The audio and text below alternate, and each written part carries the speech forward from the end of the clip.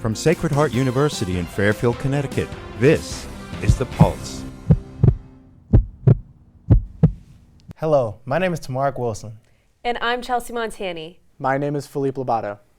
And I'm Alessandra Taro. My name is Jessica Shalou. And I'm Christian Colon. Thanks for joining us. Before we begin, let's start off with In the News. As we take to the air today, this news just in. Pop superstar Prince, one of the most innovative musicians of his generation, was found dead at his home in suburban Minneapolis. Musicians, celebrities, and fans reacted with shock and anguish. Prince, dead at the age of 57.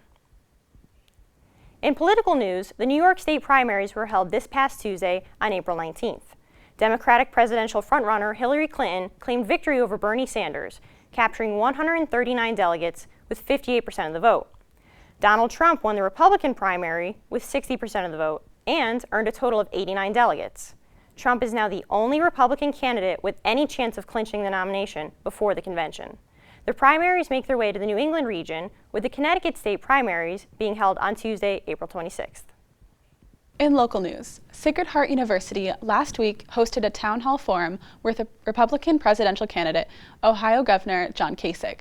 Throughout his speech, Kasich touched upon the topics of education, job importance, economic policy, and his goals of bringing people together while in Washington if he were to become president. In his closing statement, Kasich expressed how he's going to work hard in his attempt to earn the presidential bid. Primaries in Connecticut for Republicans and Democrats will be held on Tuesday, April 26th. Our first story today focuses on the Horizons program at Sacred Heart. It allows children from low-income families within the surrounding area the opportunity to better themselves for the future. What types of programs and services does Horizons offer? Alessandro Sotaro brings us more on the story. The kids who participate in the Horizons program come from families that average under $30,000 in household income.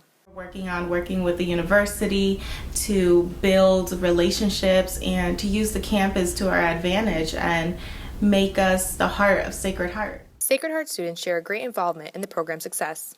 All of these students, that are in college that want to do good work, they're at Sacred Heart, not just because Sacred Heart is good academically, but Sacred Heart has a heart.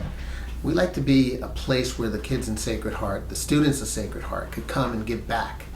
And those students make a huge impact. What is it like living under the shadow of a cultural and religious stereotype? This is one unfortunate circumstance that many Muslim individuals face day to day. Christian Colon brings us the story of one Sacred Heart student who is helping to spread awareness and to educate others. Sharifa says her life wouldn't be complete without her Muslim faith. She is native to a country that has the third largest Muslim population. In recent years, her religion has been painted as a threat due to acts of violence by terrorists who claim to be praising Allah. Sharifa has been an activist in making sure people are aware of the true Islam. The root word of Islam, salam, which means peace. So Islam is a religion of peace. And it's really just to, there's guidelines that Muslims are supposed to follow, and you're supposed to just kind of incorporate that into your daily lives. And you're not supposed to, violence is, it's not, Islam doesn't tell you to be violent, and then, there are people that usually takes little parts of it and pulls it out of context, and that's what's happening. The Health and Wellness Center offers a wide selection of counseling services and support groups to the members of the Sacred Heart community. A brand new group, Shameless, provides support for students with family members who deal with addiction. Nicole Granito brings us the story. For many students, Sacred Heart University is a home away from home, but for some, it is more difficult to leave the challenges at home behind. The university's Health and Wellness Center offers a variety of counseling services and support groups. People who grow up in alcoholic families take on the shame of the addict or the alcoholic and carry that shame with them. And the idea of being shameless is a lofty but wonderful goal for people, because whose shame is it anyway? Imagine a typical day at the beach. Warm and sunny, a perfect day for a swim. Now, imagine doing the same thing in the middle of winter. Suicide is a sensitive topic that is not often discussed and unfortunately occurs on college campuses. With proper intervention and education, lives can be saved. Chelsea Montani shares a story of one individual who took her life too soon and the mark she left on her family and friends. I like to explore the relationship that they had with the person who died and see if that might help them to remember that person in a different light. Light was something that shined from Meg Durand. She was known as a ray of sunshine to so many, and she will be missed very dearly.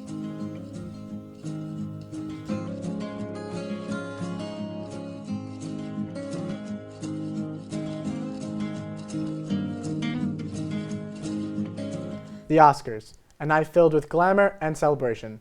For more on the styles worn by celebrities, here's our fashion correspondent, Valentina DeSantis. Let's go over the top 5 trends from the 88th Annual Academy Awards. Plunging necklines took over the glamorous event.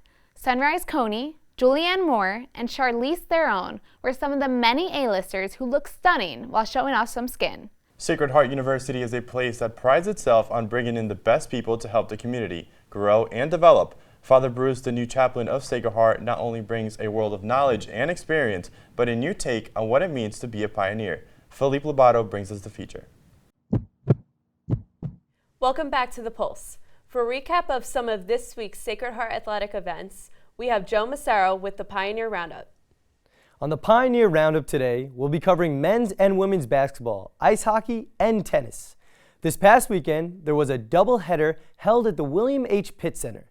The men faced LIU Brooklyn, and the Pioneers recorded season high of 11 three-pointers, 24 assists, and 47 rebounds, and a total of 98 points in a 98-90 victory over LIU Brooklyn. And that's all the news we have for now. I'm Tamark Wilson. And I'm Chelsea Montani. I'm Philippe Lobato.